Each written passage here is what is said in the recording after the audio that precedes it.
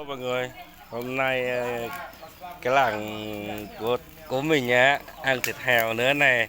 Đây là ơi rớt này, đại ca này. Khét hết rồi.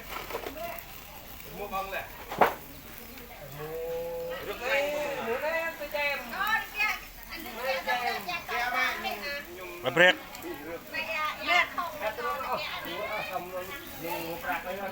Thon cứ ép ấy là thon đi lai thế là nhiều ha.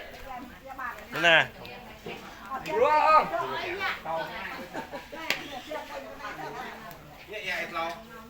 Là mới là hay biết nó biết đó nó biết đó nó là chết này anh thằng này mèo nọ phản dạ